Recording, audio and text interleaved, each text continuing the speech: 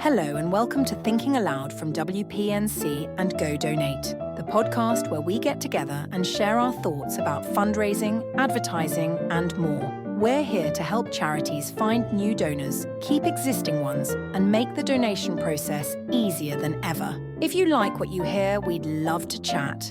All our details are in the bio. Hi, I'm Cheryl.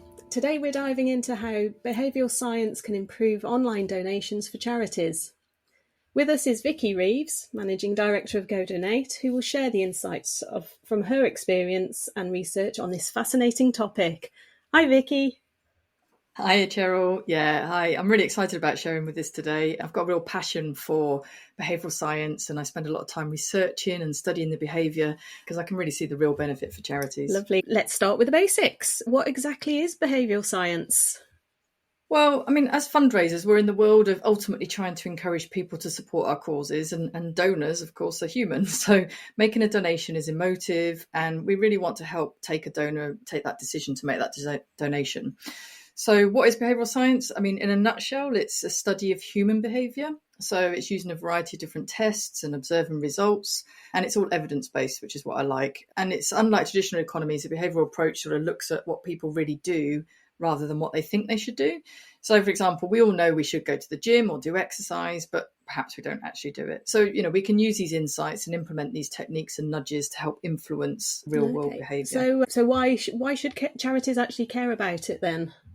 Well, behavioural science is proven to ultimately help increase donations. We build a lot of this psychology into our Go Donate products, but we can only go so far. And there's many areas fundraisers can do to help influence potential donors into giving that gift or giving more than perhaps what they planned. Right. So you've mentioned before that small tweaks on donation forms can lead to more donations. Could you give us an example of how that works?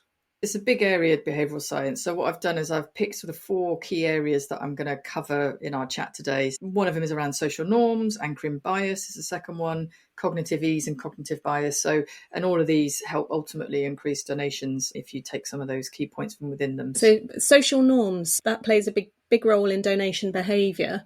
How can charities use this concept to their advantage then? So when given a new situational scenario, we often look for social cues for guidance. So, what is everyone else doing? And that's called the social norm. Or social proof is another way of calling it. So we tend to observe what others are doing and then can often do the same, especially if we identify with that group. So it's kind of almost like we're all sheep, really. So the idea is that by highlighting the donation behaviours of others in marketing campaigns, you can then leverage those social norms or proof to motivate potential donors. So as an example, a couple of examples for you. So the first one is Giving Tuesday. We know that how Giving Tuesday, the annual event, by having lots and lots of people around, multiple communications of people giving, it's promoting sort of pro-social behaviour, and so that can really help ramp up donations. Another example is there was a test done within behavioural science for a legal services firm. So they had clients at a legal services organisation they got asked a similar question, but it said, many of our customers like to leave money to a charity in their will. Are there any causes you're passionate about? Now, the second group of people, one of 2 questions during the preparation of their wills. So the first one was, would you like to leave any money to charity in your will? The second one, for the different group of people, they were 43% more likely to participate in legacy giving, and they actually gave more than double.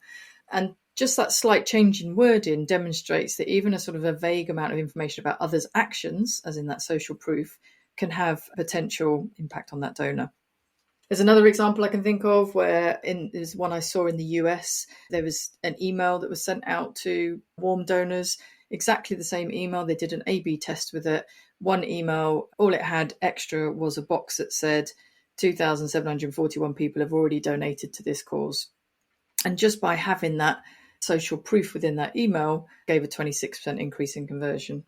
So there's lots of ways that you can use social norms and social proof, whether that's testimonials, donation feeds of Vicky's just given £10, and of course stories as well. They can all help. So definitely worth looking into social norms and looking at the information that you've got already from your donors. So let's talk about anchoring bias that's been mentioned. How does that affect donation amounts? Yeah, sure. So anchoring bias is how does what you see affect what you do next and how it shapes your cognitive process. So when someone is unsure on how to value something, they make an intuitive judgment by picking an available benchmark and adjusting it. And the idea is within behavioral science, if you can change this initial benchmark, we can influence a person's intuition.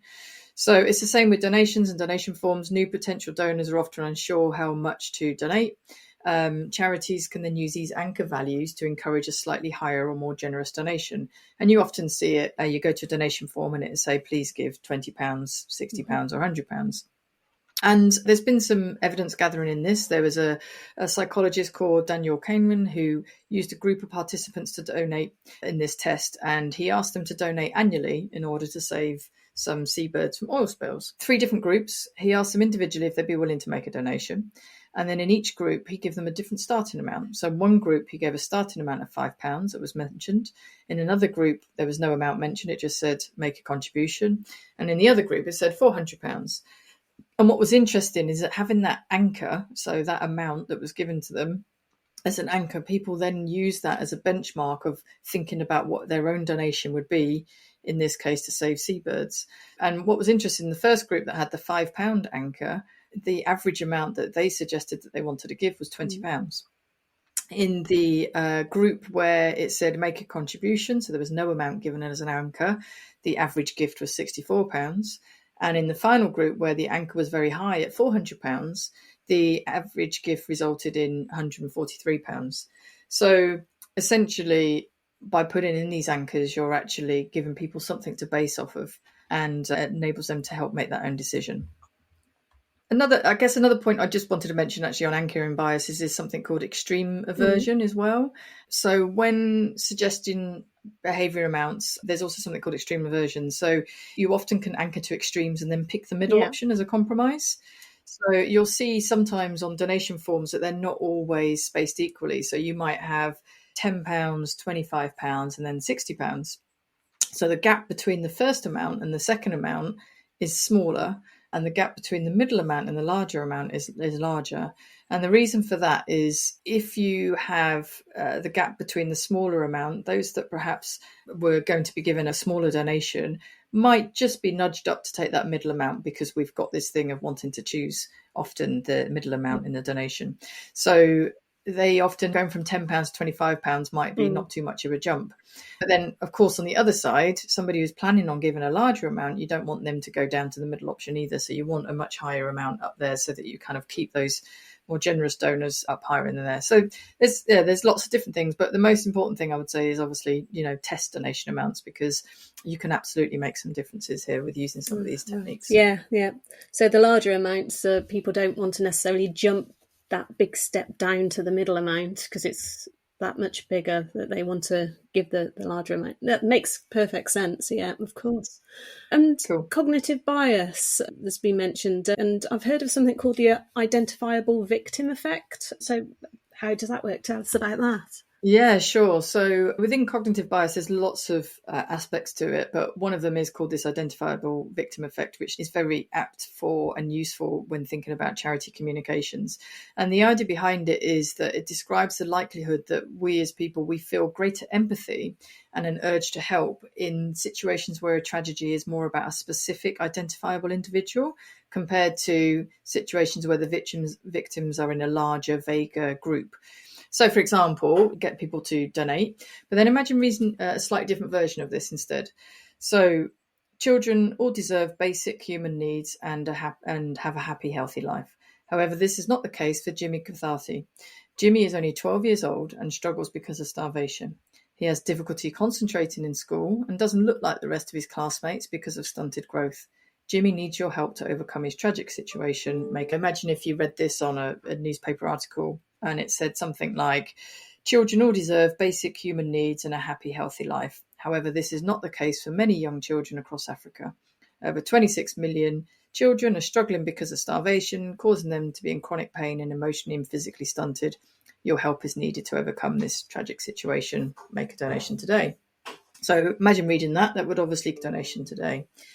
So you could, according to the identifiable victim effect, we're more likely to be motivated to help Jimmy who is a single individual who is starving, than to help 26 million children in the first story. Because although the suffering is greater in the first story, our emotions are more triggered by Jimmy's story, causing us more likely to offer help.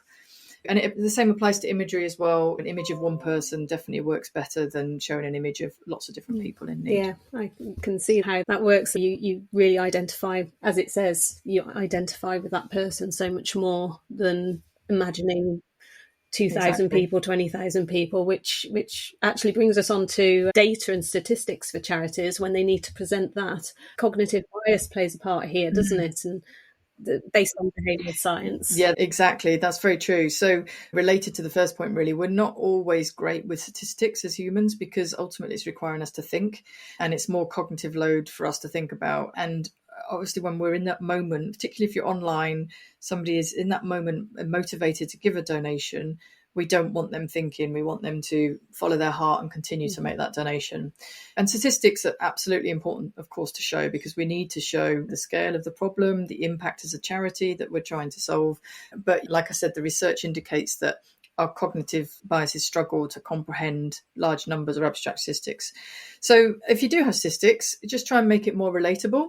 And this helps us to make the impact more tangible. So, for example, rather than saying something like over 3,500 square kilometres of forest has been destroyed, instantly in my head I'm thinking, how big is 3,500 kilometres? Is that a lot? I don't know if that's a lot. I live down in the southeast, and if it said instead 3,500 kilometres the size of Kent has been destroyed, I'd be like, whoa, that's massive. I know how big Kent is.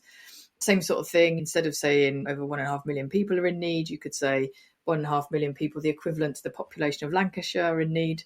I don't live near Lancashire, so I wouldn't know if that's big or not. But what you could do could be much more geo-targeted. So target that message to people that live around there and know that size, for example. So you can see how just trying to make it a little bit more easier for us to understand just helps us with processing. Yeah, and relative to the audience. Yeah. Certainly makes sense. Exactly. Yeah. Exactly. There's a lot of a cognitive words coming in. Cognitive ease. That's another one that sounds like a powerful concept. Can you explain more about its impact, on the donor behaviour and the importance for the online journey? Yeah, of course. So cognitive ease is following on from what I was just saying, that think about it, our brains are processing so much stuff at the moment at any time. So even as I'm talking to you now, I might be thinking about, I'm getting thirsty, my brain's probably reminding me to breathe, all sorts of stuff. So our brains are doing all these things at any one point. So when you are going through an online donation journey and you're being asked to fill out forms and so on, I mean, you've just got to make it as easy as possible to reduce that cognitive ease. So when you land on a donation page, they've given that motivation to donate, you want to remove unnecessary distractions. So things like navigation, not too much text. They've already committed they want to make that donation. Certainly simplifying the number of fields. Within GoDonate, within our platform, you can create multiple campaigns. It makes it relevant to those campaigns or appeals. And within that, you can also hide questions that you normally might need to ask. So, for example, typically on a main donation funnel, you might ask questions like, are you paying in fundraising, or are you paying on behalf of an organisation, or is this a personal donation? But if you're doing a warm appeal and you're emailing these individual donors those questions already, because it's a warm database, for example. So actually, you don't need to ask those questions, just hide them, just hide those questions. So the less fields and forms that you have is absolutely the better. And also think about how many clicks it takes to make that donation. We've seen some donation forms where it turns up in a pop-up. It looks quite straightforward at first, but then you realise by the time you sort of click through and you have to keep filling out form after form and information after information, it ends up taking a long time. Or you see donation forms that pops up and it says you're step 1 of 5, and instantly, people are like, oh God, I don't know if I've got time to do all of this.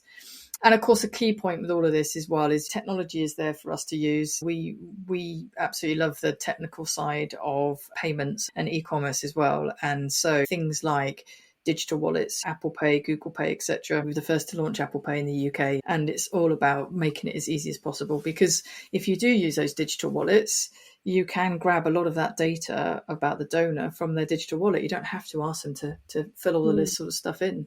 So, yeah. Lots of good things click there. Fatigue, isn't it? Where you have to just keep going through so much and you're just like, oh, I've had enough of it. Yeah, exactly. And I think as a donor, you may start out as a great motivation to donate, but then you start thinking, oh, this looks a little bit long and complicated. They're asking me so many questions, or I've not got my direct debit details to hand, or whatever it might be. And you just think, oh, I'll go make a cup of tea and then I'll come back later. And then you've lost them, because they don't come back. Less is definitely more with the online donations. Less 100%. fields, more donation.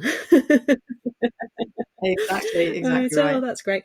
So to wrap things up, we're coming to the end now. So to wrap things up, what would you say is the key takeaway for charities who want to apply some behavioural science principles to their own donation journeys and forms? Okay, well, I guess some of the things that I've mentioned today, absolutely take those away, have a review of your own donation journeys and have a look, and have a play and have a test with it. Within GoDonate, we've got a built-in A/B testing tool, so you can easily test different ideas and messaging and imagery. There's obviously other platforms out there. There's also third-party A/B testing tools as well. So just have, test is my answer to most things, because it's always a good idea to do that. Yeah, I suppose every charity is different, isn't it? So testing themselves, there's no one size fits all. So yeah, test. No, absolutely. Right, absolutely. Oh, lovely. So, well, thank you so much for joining us today and sharing these invaluable insights, Vicky. I'm sure the listeners will walk away with a lot to think about when it comes to optimising their own donation forms. Yeah, many thanks. It's been a pleasure. I guess actually one point I did want to final on is whilst a lot of the stuff I've said today is around online donations, a lot of the behavioural science principles can obviously be applied in any aspect of fundraising. So I hope that was useful. But thanks very much, Cheryl. Great. It's been a pleasure. No, that's brilliant. So there you have it, a snapshot of behavioural science, a key factor to take note of for your fundraising. Remember, if you're looking to boost your donations, start by making some small but impactful changes. As Vicky has mentioned, just tiny testing and tiny amounts of changes and things like that. Obviously, that makes a great difference to hopefully your ultimate income online and, as Vicky said, offline as well. So that's it for the moment. Until next time, this is Cheryl signing off. Bye-bye. Thanks so much for listening. We hope you found that useful. To hear upcoming Thinking Aloud podcasts, subscribe now. And if you think we could help you, get in touch. Our details are in the bio.